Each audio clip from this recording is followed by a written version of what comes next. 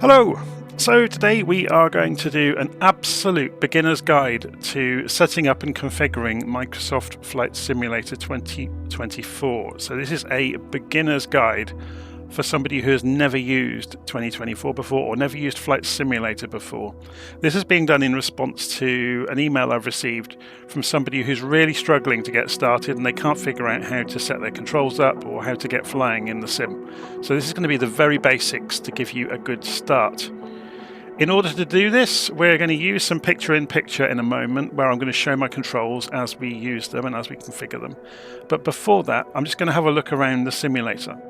So when you first launch Flight Simulator 2024, you come up with this world map screen. And you may even see the controls to configure who you are in the simulator. So I've already done that, obviously, so we're not seeing that, but it would be in here. And we can customize our identity. Okay, so I'm not going to go back and do that, but once you have gone and customized your identity when you first launch the sim, the next thing you do is arrive at the world map screen. We are going to do a free flight for our purposes, but before we do that, we're going to go and have a quick look at the settings in the simulator. So if you click on the cog at the top right, it comes up with the general section, and there are several sections across the top. The first thing we want to do immediately is go to Flight Interface. So regardless of, you may have all sorts of options switched on to help you out in the simulator, and you can come in and switch these on and off. The important one in here is the Cockpit Interaction System. You want it to be set to Legacy. If you're using a PC, you want this to be set to Legacy. There are options here to have Lock or Legacy. So it says up here, if you look at it, so it says on the description on the right, Legacy is intended for using the mouse to control the cockpit. Lock is really intended for Xbox controllers. Okay, so we're going to leave it on Legacy. This tutorial is aimed purely at PC, and I apologize for that in advance if you're an Xbox user. Some of it will be transferable, some of it won't. Okay. That's the most important thing. Otherwise, you'll be wondering why you can't interact with the cockpit properly, or in a natural way that you would imagine it should work. Okay, in assistances, there's all sorts of things you can switch on and off. So the only thing I've got switched on is to assist with the tail rotor in a helicopter, but you can see there's lots of things that the simulator can help you fly. Also, you can turn some of the realism on or off, depending on how realistic you want it to be. If you look in accessibility, you get various things in terms of it narrating and putting titles on things and doing various animations. So again, you can go and experiment with those, but to begin with, I wouldn't change anything. I would just leave everything stock. The biggest section here that you're going to look at is going to be controls. Now, there's going to be no need to look at this until you are in the aeroplane. We can come back to this when we're in the aeroplane. Okay? So if we come back out of here, in order to get going, we are going to go to a free flight. Okay, so if I go and click on free flight, it shows me the world, and we get the option to choose an aeroplane. Now, on purpose, I'm going to go and choose a Cessna 152, because I know that's what the person that emailed me asked about. And now I've not used it before, so this would be a really good use case for me setting it up with my controls. Okay, so I've selected the 152. You can configure if you wish, and that will give you options within the 152. So you can see there are several versions of the aeroplane. So I'm going to go with the Aerobat, the default one, and save back. We could change livery as well, so you can have different colours if you want. I'm just going to go with the default one and save and come back. Save and back again. So now we need to change the simulator, or to tell the simulator where we're going to take off from. So we can either depart and choose our departure here and type it in, or we can just move the map around. So we can drag the map with the mouse. So just hold the left mouse button down and drag, and it will move the map around. It does have momentum, so you can spin it. And use the mouse wheel to zoom in. As you zoom in, it shows more and more detail. So I'm going to go to Actually, I'm going to pick a really quiet airport in the US. So I'm going to go for D83, which is Boonville. So when I click on that with the mouse, it will zoom in on that airfield. Okay? And I can zoom in further with the mouse to have a good look at the airfield, and you can see it streams the data down. What you're seeing in the map screen is actually the simulator. So if we zoom in, you can actually see it's in 3 dimensions. Yeah? So we can pick either to start on a runway or on a parking area. If we start on a parking area, the plane will start what they call cold and dark. It won't already be running. So we'll then have to go and switch the aeroplane on. We're going to start on a runway on purpose. So if we start on the runway, the aeroplane will be running and ready to go. So I'm going to select and set that. Well, it's because I've already typed this in, look, it already knows it. So if we clear that out, that's why this doesn't make any sense. So if we go and click on this now, it says set as departure. So notice now I've said departure, it will change its context. So if we click on that again, we can either delete departure or set it as arrival. So we could just set Boonville itself as the arrival. So it's going from Boonville to Boonville. You don't have to do this route. Notice by doing that, it's put the pattern in. That's rather crafty, actually. I'm impressed with that. I didn't know it was going to do that. But anyway, you don't have to put an arrival in at all. You can just say where you're going to fly from, or just go and click on somewhere with the mouse and say that's where we're departing from. Yeah? So if I click on runway 31, set as departure, and it will change up here. By default, you will have live weather. Yeah, so you may pick somewhere in the world depending on the time of day at the time when you load the simulator. You can change that. So you can change the time immediately in here by moving the slider through. Remember, it's going to be using UTC. So you can also go and change the weather. So we can go into flight conditions and we can say what month of the year we want. So say we wanted some autumn leaves on the trees. And we can also say whether we want live weather and time, or preset. If we say preset, which I've got here, you can choose what you want in the sky from some pre-configured weather configurations. So you could say, I just want a few clouds, please. You could say, do I want any air traffic around? And I've said no. Do I want any multiplayer traffic around? And I could say, oh yes, I'll have all players, please. Just beware that there is a link between, if you say live here, I think everything else becomes live. Okay? So if I say preset, off, and all players, that means anyone that's also playing the sim will be visible. And the weather's going to be a few clouds, and we're going to set the time of day for about then. So save and back. So we're ready to start. So when I click start flight, the simulator will load and it will put my Cessna on runway 31. So I just press start, and now it starts loading the aeroplane, the scenery, the weather, and anything else around. When it's ready, depending on how fast your internet connection is, it pulls you down to the aeroplane, and it will say ready to fly when it's ready to go. So we're going to say ready. Notice it's lined us up on the runway, we're ready to go. So we need to look at controls. What I'm going to do is go to OBS and turn on full screen and webcam. So now you can see my desk in the corner of the screen as well as the simulator. Okay? So you will see, if we go and have a look in the controls of the simulator, I'm going to press escape on the keyboard and go to settings and controls. So every device that is plugged into your computer will have an item on the devices list. If, for example, if I unplug my quadrant, so I'm just going to remove power from it, it disappears. If I put the power back on for that USB port, it reappears. Yeah, so any devices you have plugged in that the simulator knows about or can use will appear in this list. Okay?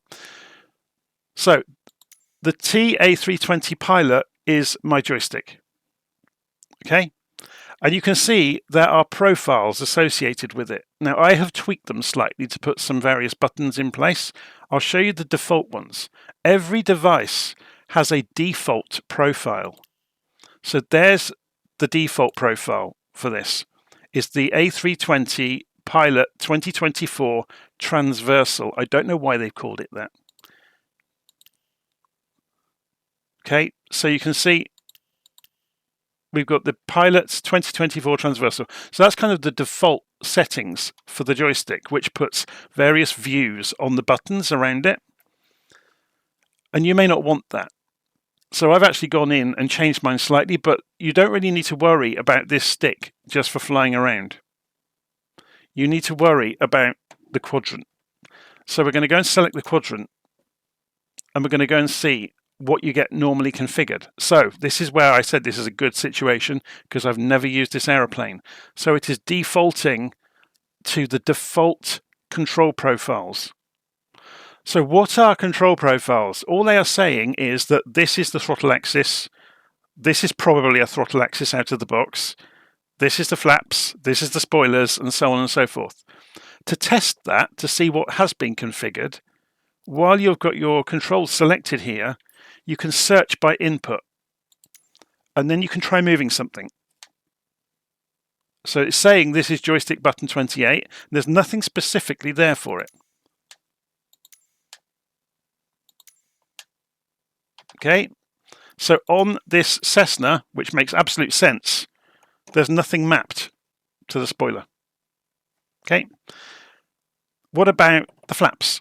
So if I search by input and go move the flaps control, I might have to move it a long way, and it says that that's the flaps axis, and it's already been configured.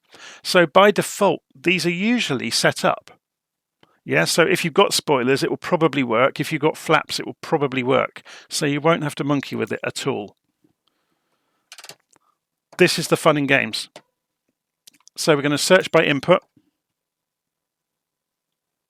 Now notice it says I've moved that engine number 2 throttle to its 50% point, and it said joystick button 15, and it's given up because I didn't do anything with it. But it said it was a button press, not an axis. In Thrustmaster's infinite wisdom, they made the detents on the Airbus throttle button presses. So in order to get it to realize it's an axis, you need to get it to the climb detent, the 50% detent, and then gently move it away when you're looking for it in the sim. So if we say search by input and then gently move it away, it will come up with its actual axis. And it's saying this has got the throttle 2 axis on it.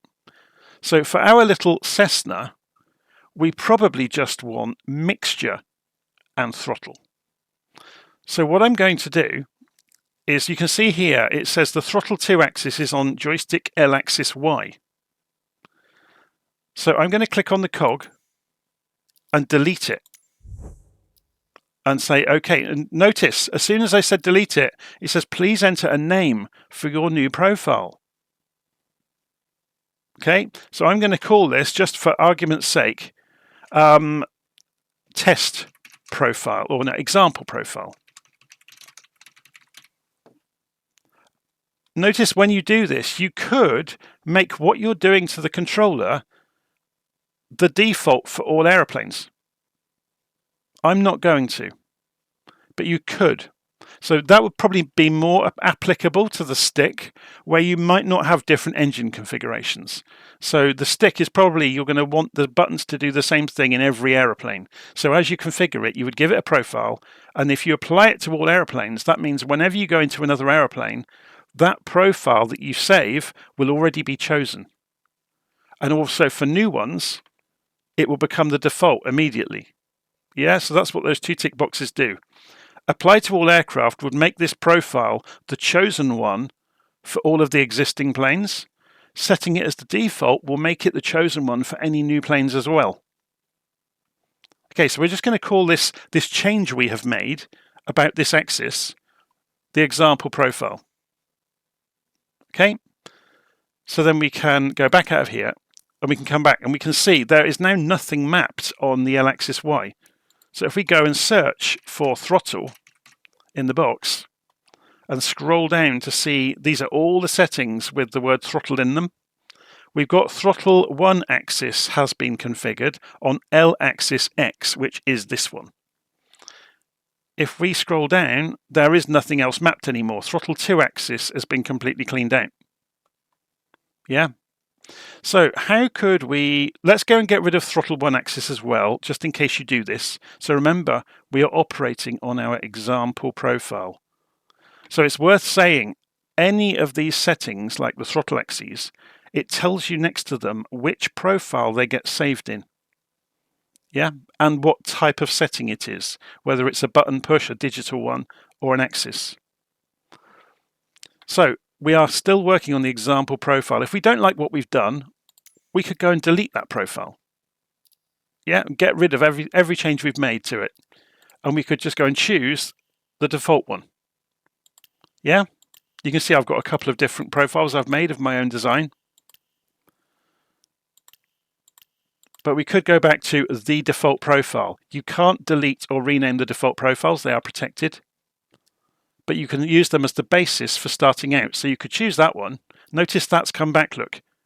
When I said throttle 2 axis, it's back on that because we've chosen the default profile. If we go to our no profile, nothing's been mapped. Our example one, we've only got throttle 1 mapped. So we'll go and delete this as well, just to show you how we can set that up. So delete, go back. So we got no throttles mapped anymore. So we're going to go to throttle 1 axis, which is the basic axis for throttles. We're going to click in here and it's scanning. It wants us to move something. So we're going to gently move the throttle. And notice it's done that thrustmaster trick. So to get around that, put the throttle at the 50% point first on the detent. Then look for your axis. So throttle 1 axis, we're going to click in there. It's looking for it and we move it gently and it's got it. L axis X. So let's go and save and back and look in our aeroplane. If we look down and move the throttle, you can see it moves in time with our... Let's zoom in on this to see this clearly. We can see this now. Look, it moves in time with our control. If it is backwards, depending on what controls you've got, you can configure that. So if we go to settings and we go to controls and we're looking in here and we search for throttle again. So we can see we had configured the throttle 1 axis. If it's backwards, click in the cog and you can invert the axis if you need to. Okay, so it isn't always guaranteed, depending on what the developer's done, of which way round they may have configured the axes. So you can reverse them. Also notice there is an action curve. So click on this and you can see this is fine. It's zeroed all the way through. The only reason I'm looking at this is if we go back and we go, and there we go, we've got a default profile. Let's go and look at the axis curve that they've got configured. Look at that. So you can zero out all these numbers to make a straight line on the control profile. What this means is, as you move the throttle through its axis, it means at the various different positions of the throw of the throttle, it's going to give out different outputs. This was originally developed by Thrustmaster for the very basic A320, so that it would hit the detents on its throttle. And if you don't know anything about Airbuses, you don't need to ever worry about that. Just know that the default profile has this wacky curve on it. You can either remove it when you copy the profile, or you can just delete the axes, and then when you reconfigure it, it will get a zeroed out one with a straight line on the curve. Okay, so what should we use this other one for? In the Cessna, it would make sense to have the throttle on this first one, which we've done, and to put the mixture on the other one. So we'll go and search. We'll put this on the 50%, remember, because of this wackiness of the Thrustmaster. We'll go and search for mixture in the controls. Remember, we need to remember what profile we're changing before we do it. So we're using our example profile. So all we've got in the example profile is the throttle setup. So we're looking for the mixture axis. And there it is, from -100 to 100%. Okay? And we'll have a look down and see if there's any other mixture axes that we can choose. I don't think there are. No. But notice you have mixture axis. You also have 1, 2, 3, 4.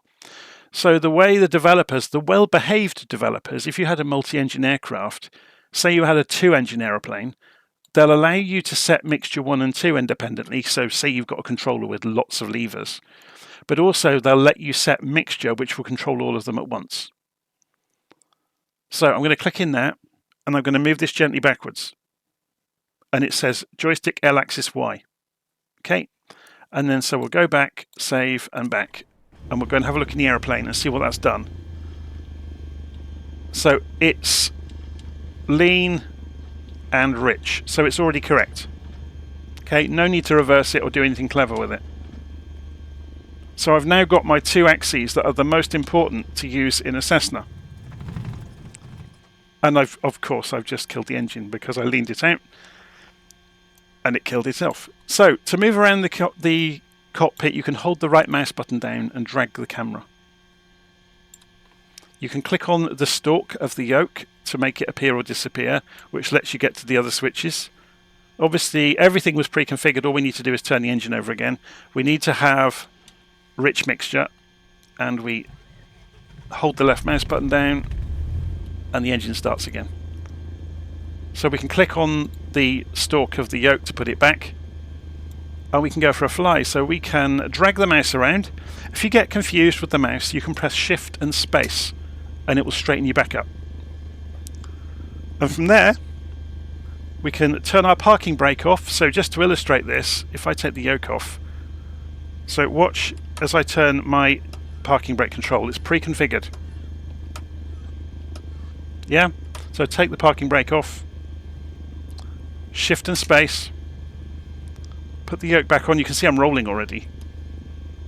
Put the yoke back on so we can see it, and full throttle.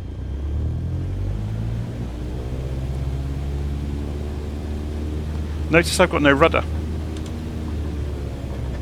So we're going to press escape, go to settings, go to controls, and we're going to go and look at the pilot controller. So I've got basic stick profile. Let's go and search by input and twist it. There is no rudder axis set on this aeroplane. Okay. So the basic stick profile that I've got here for some reason doesn't have a rudder axis. So I'm going to go and search for rudder. And we should find rudder axis. And then I can twist the stick. Oops. Twist the stick. Oh, the reason for it, I've made a schoolboy error here. It's good that you saw me do this. I chose the general controls. That's things like views, not axes. I've got no aeroplane controls for this aeroplane. Let's go and choose it. I've got my basic stick profile now. So it's got my rudder axis. You would have this by default. So where I've been playing around, I hadn't gone and configured it. Yeah, so I've now got this profile here based on the default one. There is a default one in here, look. And then we've got basic stick profile, which I've configured, which does things like putting the trim on the hat or twisting to do the rudder. So if I go back, save, and back, we can now steer the aeroplane. So this is really good that some of these mishaps are happening, because you're seeing the obvious things that will happen and your fixes for them. So then pull back and we're in the air. So if you do reprogram the hat switch for trim, it's really useful, because then I can just trim the aeroplane out as I go for aileron and elevator trim, and then we can go flying. If we keep our left hand on this controller, we'll just bring the propeller back a bit, or the power back a bit, sorry. We can then use our right hand on the mouse, and we can hold the right mouse button down and we can look around while we're flying. It takes a little bit of learning. Notice while you've got the right mouse button down, you can't use the joystick though. It won't do anything. So you need to let go of the right mouse button. I don't know if they'll ever fix that, but it's a bit of a problem. Okay, if you want to go to the outside view, press backspace. If you want to rotate your view around, hold the right mouse button down and drag the mouse. You can use the mouse wheel to zoom in and out. If you want to go back inside, press backspace.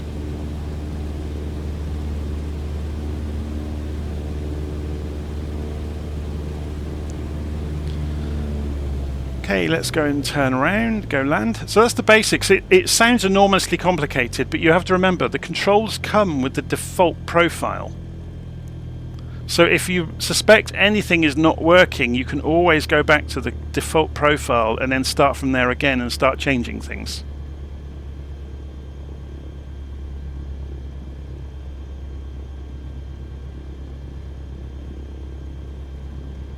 Okay, so we'll put the flaps down.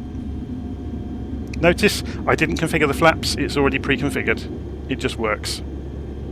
So if we go and look outside, you will see the flaps are down. So we'll just come back into Boonville, gliding in on full flaps, doing just above stall speed. We may have to increase throttle here a little bit.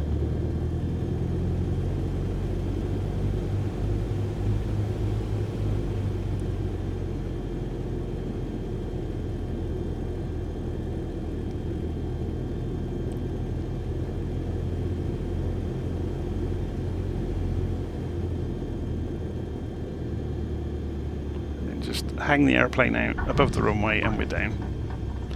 So I have configured the trigger on this stick to be the brakes because I don't have rudder pedals. So it's worth pointing out, if you've got rudder pedals and you plug them in, they are going to work for the rudder out of the box. Okay, so you won't have to worry about that. So a lot of the things I've shown you, you probably won't have to worry about, but at least you'll then know how to change it. So for example, I'll just show you how to set the trim up. If you click on Settings, go to Controls, you want the stick control, or whatever control it is, your joystick that's got a hat switch on it. And then I'm going to search by input. So search by input and then press the hat switch. So I pressed it up, so that's elevator trim down. It will have some view or other on here. To get rid of it, you just click on the cog and then delete the assigned control. Okay? And then to set this, you click in the box next to it and push the control you want. Obviously, you need to get the elevator trim controls up. So what you would need to do is search for them. So you can search and say elevator, or just search for trim. And that will give you aileron trim left and right and elevator trim down and up. So you can put them on the various directions of the hat switch. So that's something I commonly do. So on my basic stick profile across all of the aeroplanes, I've always got trim on the hat switch. Yeah, I never use the joystick buttons for views. I use them to control the aeroplane. Okay. So hopefully that's been useful and gets you up and running. If you can't see a way back out of a screen, just press Escape and then go back and resume. To get back to the main menu, you press Escape and main menu and main menu. And that brings you back, and you can choose a different airplane, choose somewhere else in the world, and go fly somewhere else. Okay, so that's just the very basics to get your controller working as you wish with a given aeroplane. So you just need to take note that when you first go into the sim, it will have default control profiles for everything. Yeah? And then it's up to you if you want to change them away from how they are out of the box.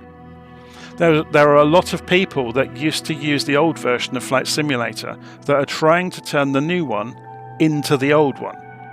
And it kind of lets you try to do that. So if you go into the cog and look at controls, you can see if I go and look in my keyboard, for example, I've got my own mapping for the keyboard called Basic Controls. But if I go backwards, there's a 2020 profile built in. and a 2024 profile built in. But then I've got my own. So I started off with the 2024 profile and made some slight changes to it, and I called it basic keyboard, and then I made it roll out across all of the aeroplanes and made it the default. But yeah, I would advise everybody to use the 2024 keys that come out of the box and then just make slight changes to them as you want to. Don't try and turn this into the old simulator, because there's a lot of new functions in the new simulator that weren't in the old one. And if you go back to the old one, those keys won't do anything. You know, the keys for the new functions won't be there. Anyway, I'm going to leave it there. Hopefully that was helpful. So let's just do a very quick summary. You start a flight. You choose your aeroplane. Yeah, you can choose any aeroplane you like. So say we go Cessna 172. So there's the default Cessna. And we save and come back. We'll do one thing differently this time. So we'll go and type in our airport. So we can type the name, Boonville, for example. And you'll see D83 Boonville is there. And the map will zoom in on it. We can then zoom in further with the mouse, using the mouse wheel. And we can either choose to start on the runway or on a parking area. If we start on a parking area, we set that as a departure. And we start. And the sim carries on loading, so it's loading the aeroplane, the weather, the local scenery, any aeroplanes that are nearby. I didn't set the time, remember, and it's gone to live time. So I'll say ready to fly. So we're in the night and we've got a flashlight. If that happens, press the right mouse button, top of the screen, click on the cloud, and change the time of day by dragging it. Okay, and then close the weather dialog.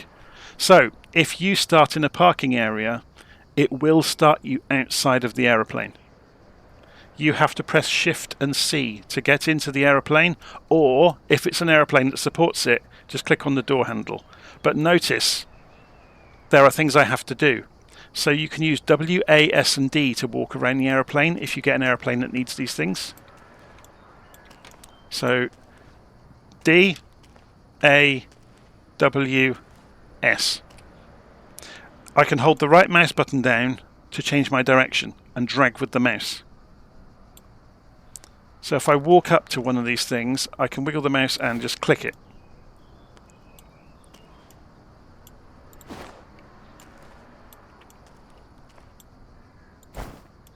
Is there anything else I need to do? Can anyone see any other? I can't see anything else, so I can get into the aeroplane. So I can come back under the wing. Notice he crouches down. It's quite funny, isn't it? Then click on the handle and he will get in. Once you are in the aeroplane, obviously you can control everything in the cockpit as you wish with the mouse, as long as your cockpit interaction system, remember, from general settings, is set to legacy, which uses the mouse. But once you are in the aeroplane, you can obviously use it all, depending on the aeroplane of how realistic it is. You can press all the real buttons, flick all the real switches, and it will behave just like the real thing. You can also cheat. You can press Control and E. So I'll do that, and you'll see things moving around in the cockpit, and the aeroplane starts itself. It's cheating, isn't it? So we can then still go and press the button over there on the navigation display. And you still have to wait, things boot up. It does a TORS test and stuff like that. So just sit and wait for it.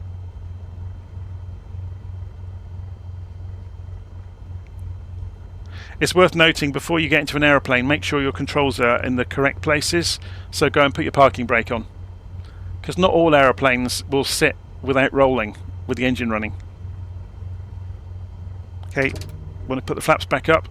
So I had them down, so we can see that from outside. If I press backspace there, look, so we can see the flaps moving, for example, make sure everything works.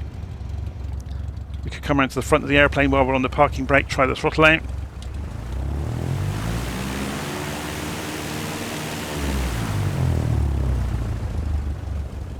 Okay, backspace brings us back in, and we can go flying. If you want to shut the aeroplane down really quickly and easily, press Control Shift and E.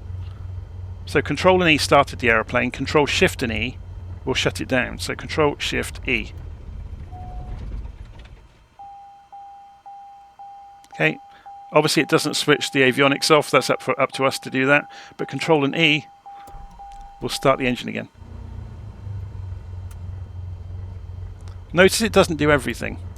So we've got things like the nav lights, the taxi lights, the landing lights, the beacon lights, the strobe lights, the pitot heat. Yeah, so it doesn't do everything. There are still things for you to go and do. If you want to calibrate your altimeter to the local barometric pressure, press comma on the keyboard. So you won't see that unless we have live weather, because if you have a preset weather, it sets your barometric pressure to 2992, which is standard barometric pressure. So I'm not going to get into what all this really means, but let's go to live weather. Okay, so the simulator's just loaded in live weather, so it's a bit foggy and misty. So let's go and press comma again. So the barometric pressure is different. Yeah, because it's the live weather. So that will give us the same altitude eventually, but obviously the pressure reading is different. Apparently there's no wind. Not a breath of wind. It's just a freezing cold. Well, it would be the middle of the night still in Boonville, because we advanced the time, didn't we? So in the weather, we could say we want real time. And there we go, look. So it's lit up some of the houses nearby, and we can see our strobe lights flashing away. It's very clever, isn't it? Anyway, I'm going to leave it there. Hopefully that's been of some help to those of you that are just starting out with the simulator, to get you through that first step. I've got another video specifically about how the controls work that just goes through step by step how to make the controls work. Okay, how to configure controls. So I'm going to leave this here. This is really tailored just for the Airbus controls specifically, because programming the axes on the throttles is so fiddly and difficult. But there we go. See you again soon.